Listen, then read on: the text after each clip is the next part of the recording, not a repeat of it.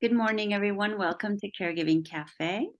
Thank you to True Heart Hospice and Jura Sims for making it possible to meet online.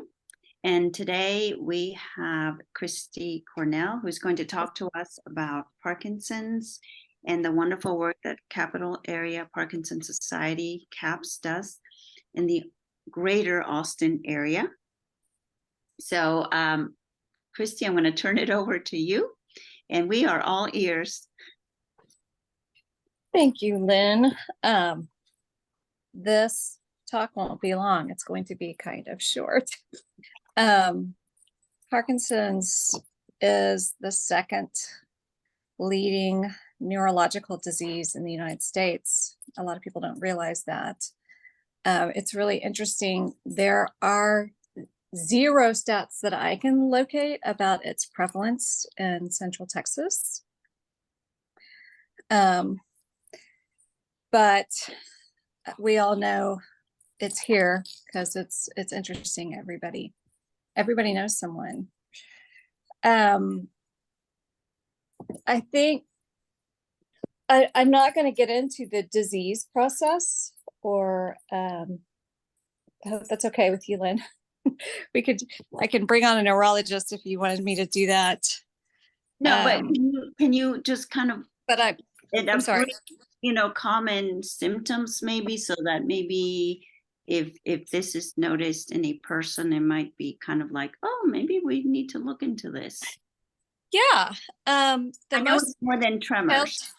Yeah, tremors is one. Constipation is a big one, like sudden, that kind of being an ongoing constipation issue that isn't resolved. Falls. Those are kind of the really big ones that people know. There are some great organizations that I like to tell people to look at. That is the Parkinson's Foundation.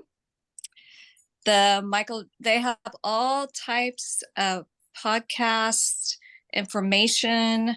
If you have staff you want trained, there's some things on that.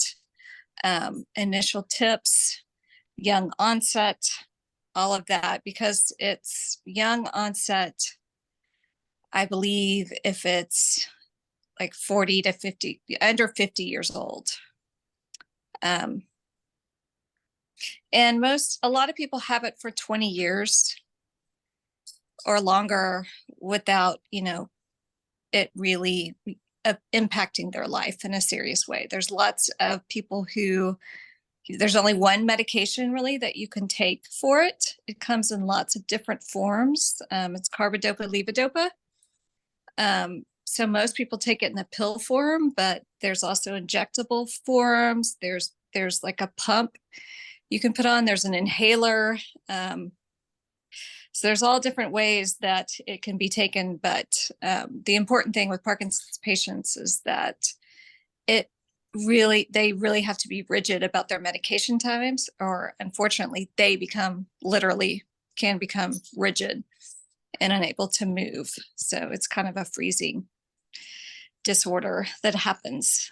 Here in Central Texas, there are only 7 movement disorder neurologists. So a really big fact to be aware of is that if you develop Parkinson's, your neurologist might say that they can handle it, but it's really important as soon as possible to get a movement disorder neurologist. And we have the names and addresses of who they are. And there is one at the VA. She is new, and apparently she's really good. I know that's a huge population. Parkinson's is not necessarily a genetic or inherited disease. They think only about 1/5 of cases occur through, from family genetics. The rest, they think environment, they don't really know, but they think environment plays a big part, and there is a big tie with veterans. There's some research showing, different exposure to different materials, environments, etc. So that's a population that unfortunately is hit hard. So circling back, resources that are around, there's the Parkinson's Foundation, there's Davis Finney, there's a lot of kind of research and things you can look up, information. But here in Central Texas, of course, the caregiver or the person with Parkinson's on the ground wants direct support, right? We need a group to talk with. Exercise is a huge component, along with taking those medications. Exercise and education, keeping your mind as nimble as possible, are the other big, that's kind of the big three with Parkinson's that a Parkinson's person needs to continue to do. So here in town, there's an amazing organization called Power for Parkinson's. And they have in-person exercise classes, and then they also have Zoom across, there's one in Georgetown now, and then there's one in Central Austin, a few other locations across the greater Austin area. And they also have support groups. Their support groups happen the third Tuesday of the month. And then they now have a Zoom one. So that organization is a good direct resource right here in our area. Capital Area Parkinson Society is right here. We've been around for 40 years. Our goal is to educate and support the person with Parkinson's and their caregiver. So we have 3 programs, or actually 4 programs. We have a I like to call it a serious support group, meaning that the whole goal is you come in for an hour, you meet with your peers. If you have a care partner, they can meet in a separate care partner group. It takes place at Parsons House the second Tuesday of the month. There's no need to RSVP.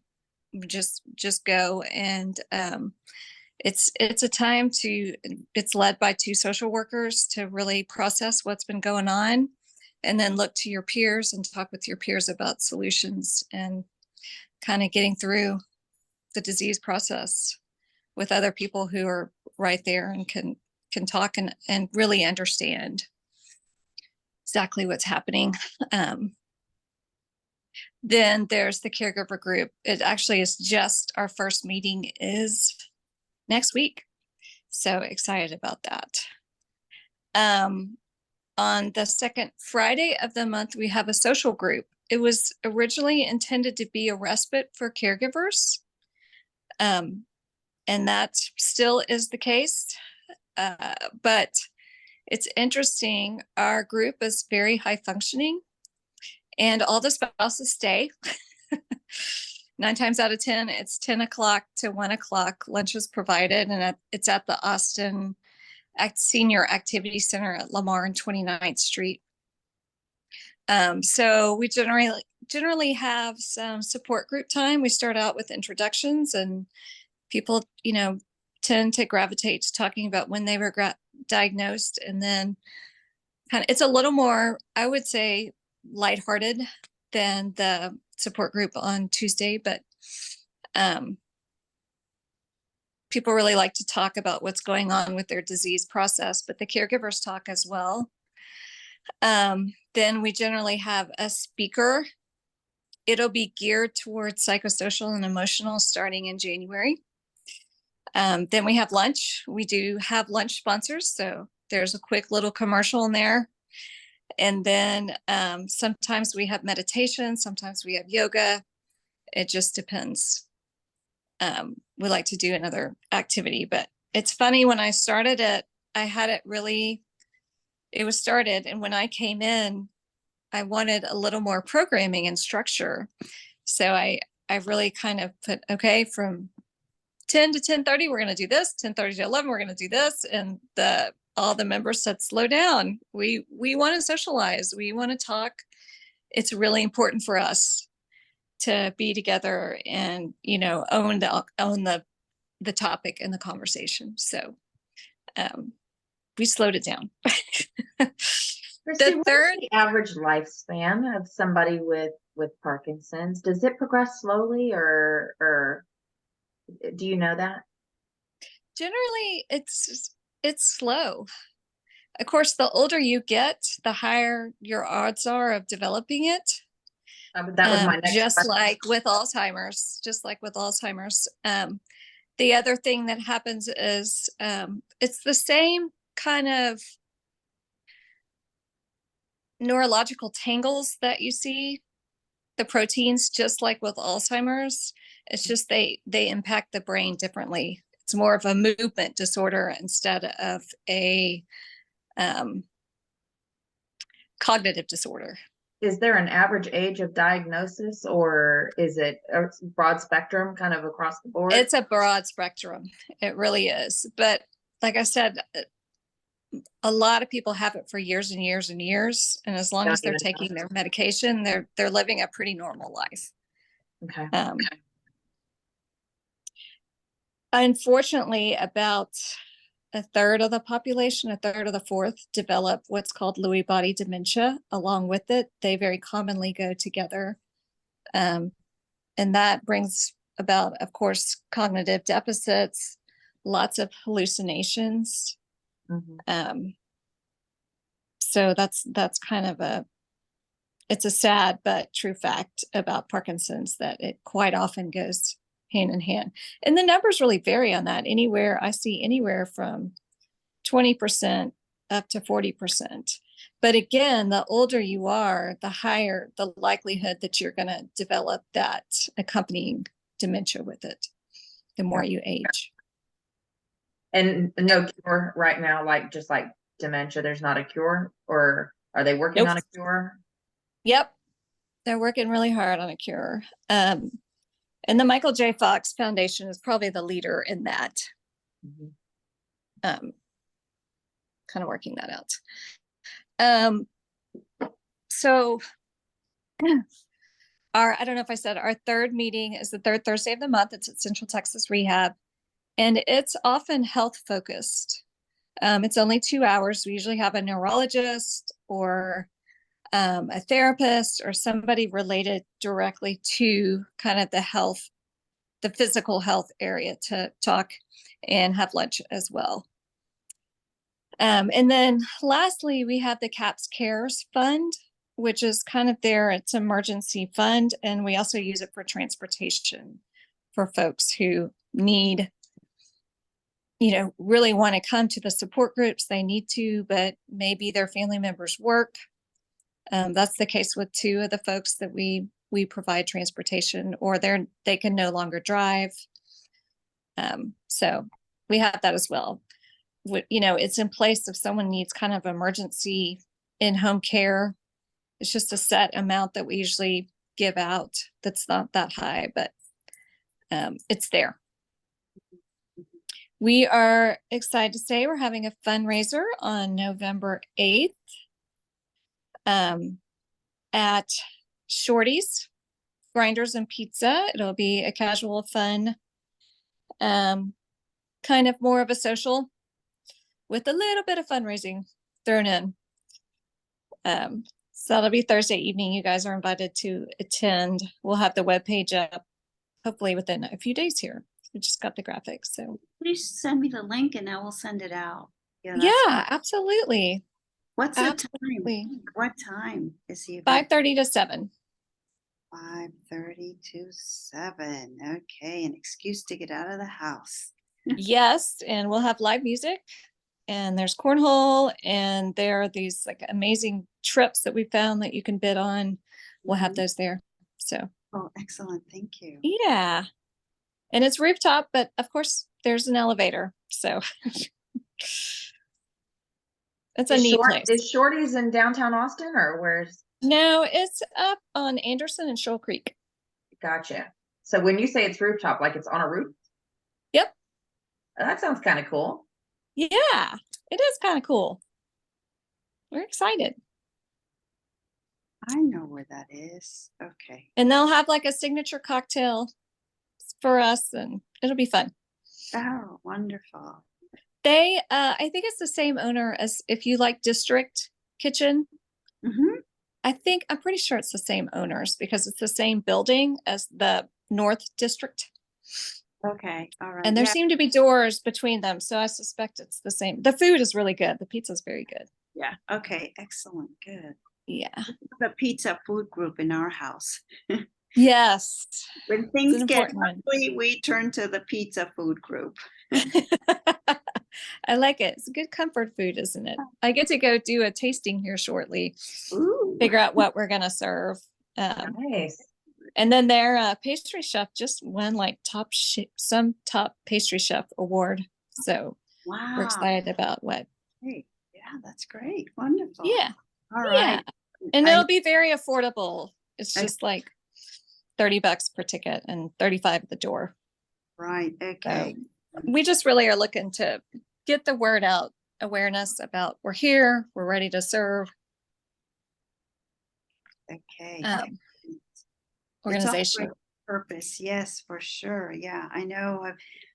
I've been acquainted with C.A.P.S for years, and as long as Caregiving Cafe has been around, and I have always heard amazing things that it does, and informed about research and medications and treatment, but also, like I said, you said, the hands-on practical side, Yeah. supporting our loved ones, because at the end of the day, really, that's what we need. How do we deal with this? You know, Yeah. that's really, Yeah. really helpful. And bringing them together. Caregiving Cafe, because you mentioned the social group, it wanted to be social. It is so important. And I know that at Caregiving Cafe, I mean, we've come across that as well. You know, just the opportunity to just share your day, and it just makes you feel more part of a community, Yeah. right? That is Yeah. seemingly disjointed, but really we're all going through very similar experiences. So that's really, really, I'm a big fan of C.A.P.S. So, and Power for Parkinson's as well. I remember they started, and boy, they turned things around, regarding Parkinson's. So that's excellent. Wonderful. Thank you so much. Yeah. We are writing grants. Our plan is, I know you guys are south.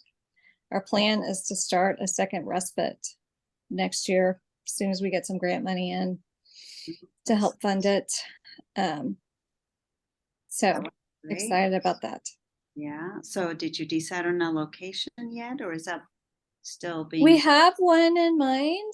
We're in tentative talks but I don't want to say anything more.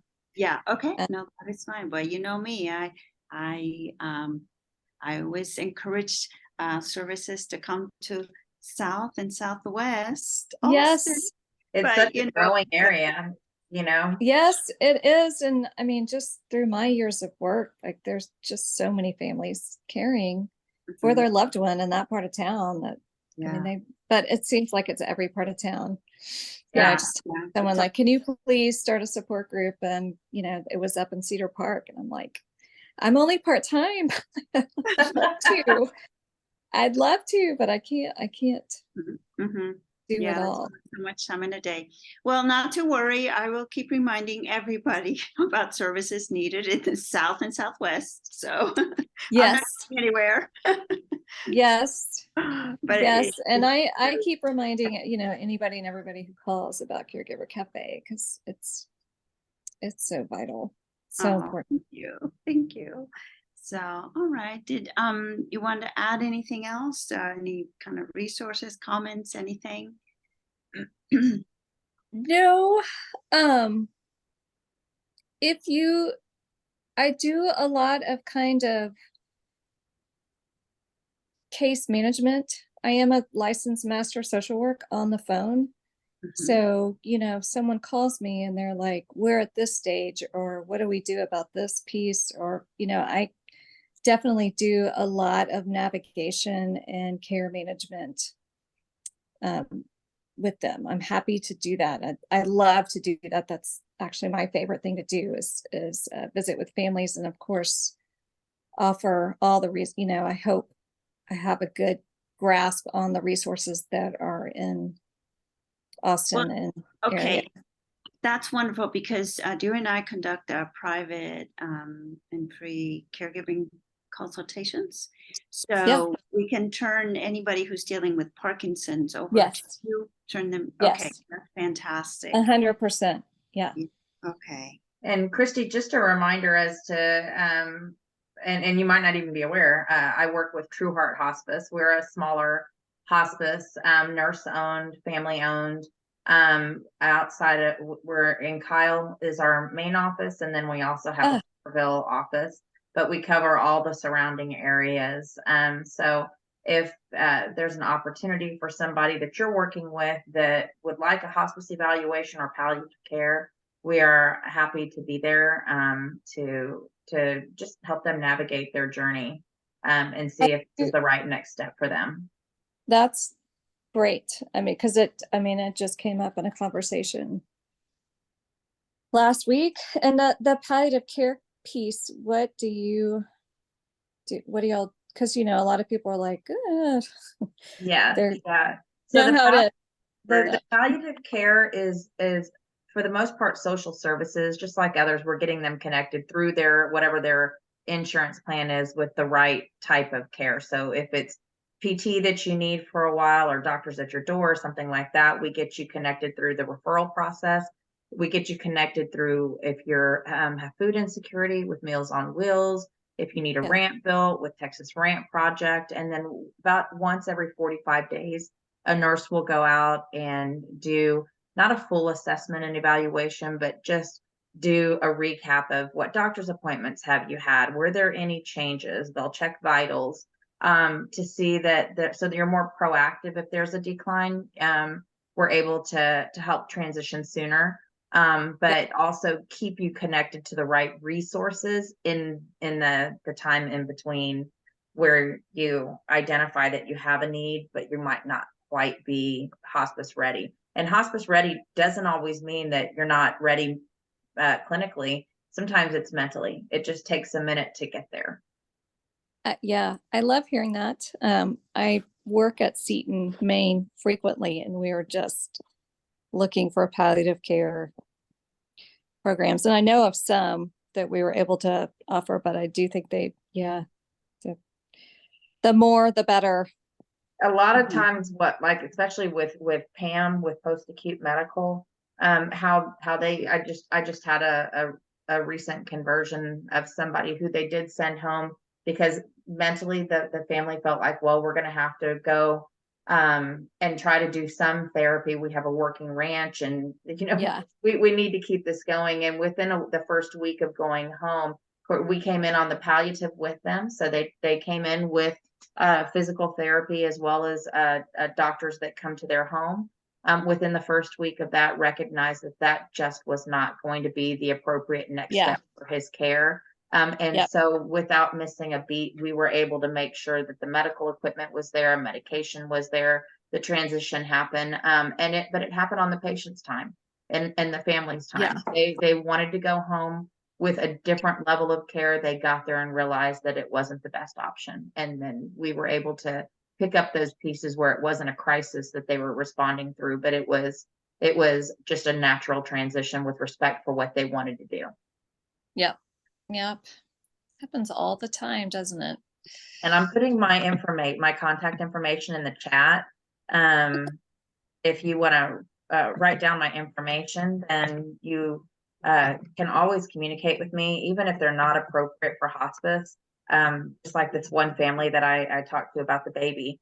I work very hard to make sure that you never leave a conversation with me without having the right type of care. If that's not me, then I will help you find what is the right kind of care. And I don't stop until I find a solution. So it's not, well, I just can't help you. It doesn't work for me. It's, I will find you a solution. Okay. Thank you. I just saw it pop up. That's why Dura is part of Caregiving Cafe. Yeah. So, yeah. I also work very closely with the homeless population. So if you ever run across people that you're finding it very challenging to help them because they don't have a stable address, please let me know that as well. We meet wherever they are. Wow. Okay. Mm-hmm. It takes a Thank village, I always say, I mean, Yes. everybody right here knows a lot of people and a lot of services that can be helpful to a lot of different families, so but we don't know. I don't know what everybody else in this room knows, but I know where to find you, Yeah. Awesome. And I think that's beautiful. That's it helps the families so much. Yeah. Here, Yes. right? When you 100%. have somebody that can help, so that's wonderful. Do I So, see guitars on your wall? Are you a musician? No, I dream of being a musician. I Oh. haven't had time. I took lessons. We were playing, but then I started grad school a couple of years ago, and now I'm working multiple jobs. So sadly, I see all the guitars in the background. It's my yeah. 33-year-old daughter has told me throughout her life that the only two areas in life that I failed her at was I did not get her a ukulele and teach her how to play, and I didn't get her a horse and teach her how to ride. I'm like, hey, that's not bad. If those are the two areas that I failed you, it's pretty good because we lived in the city. I don't think the horse would have fit in the backyard. Exactly. Oh my gosh. My daughter takes after the rest of my family, or many members of my family who are truly musical. In fact, my brother is the band that's playing. Funny. Yeah. Neat. Yeah. It's funny. It's men who are all professionals. Like Charlie, my brother, runs the water board in Hayes County, like that's his. The other guys are lawyers and, other stuff, but they're all incredible musicians.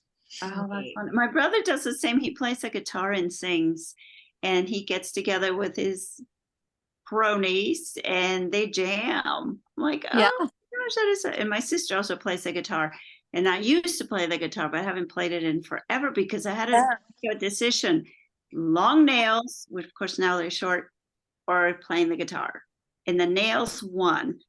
So Yeah. I give up the guitar. Sometimes I'm so happy to hear that because that has happened a couple times with me. Like, I know. Like the callous fingers with the guitar are the killer for me. It hurts. Yeah. It hurts until you get used to it. Yeah. Yeah. No. Yeah. So no. So anyway, yeah. But we love music. So do you still play the guitar, or did you learn? See? I learned. I was never any good, but I still, I'm hoping life is going to slow down here sometime soon to where I can pick it up because I think it is so therapeutic. It is. Well, I love music. Yeah. Even though it's terrible, just therapeutic because you just are immersed in it. You know what I recently started doing? And I my daughter took me about 5 months ago to a sound bath in downtown Austin. There's this really cool place. And so I started getting the bowls, for the sound baths that you do that's pretty cool. It's pretty fun. I'm actually thinking about how I can incorporate that with hospice somehow for patients. Well, it's amazing. We do it at Shake Shack. Oh, really? And because the activity center, two of the women who help run it, one of them is trained in meditation in the sound baths. And oh my gosh, everybody loved it. Yeah. When is Maya coming back? And it's, hard to get her. She's of course running the senior center and doing things, but everybody, I can't believe I love this group of people because everybody is just game to do whatever we throw at them. We did improv with Yes and Exercise, which is another like Parkinson's. It's this whole program developed around improv and how it really helps slow the disease. It's really interesting. Like they're just game for anything and everything. It's a lot of fun. See, like you, I'm hoping life slows down a little bit so that I can take the time to learn a little bit more about some of those more meditative, soothing type of things that I can incorporate in what I do. I do think it's important. Yep. For I mean, I me, just as well studied as it in like school. theirs. It's neurologically backed that it, and it does. It was funny. I was working at Seton and I was like, you just run. I mean, you're just running constantly. And I was like, I'm going to take just a few deep breaths in the bathroom. Yes. And it just changes your day, your whole thing. But Yeah. Well, having said that, and I say this as a family caregiver, and I've said this all the time, no one's going to bring you 15 minutes on a platter for you to have time to yourself. You got to take them. You got to find them. You got to look for them. You got to grab them. So, I mean, it's been really hectic, and I know it sounds unrealistic, but we have the power over our days. So I do take, I don't care if it's 15 minutes to just stop, Yeah. and it may be like at 11:30 p.m., but I need it, so anyway, that's worked for me. But I think that if we just decide I'm going to make it happen, I think we can make a lot of things happen. So we do. And I tell people, even though I hate saying it, but it's true, that nobody loves a martyr. That's so true. Nobody likes a martyr. And are you going to be one? I mean, just stop it. yeah. Just stop and take some time Mhm. for yourself, because otherwise you're being a martyr. And Yeah. this it's Yeah. then The cost is too high. Yeah. We need to be there, not just for others, but for ourselves. And that's not being selfish. I think to me, that's being very practical, Yeah. it would be nice. Yeah. I talked to a family member, a caregiver, who had a stroke last year. And I was like, you have to take a vacation. Your mom is in an assisted living doing great. Like, you have to disconnect the phone, and maybe you need to start slowly. Maybe it needs to be just for a day and then plan for longer, but you had a stroke. It's ridiculous.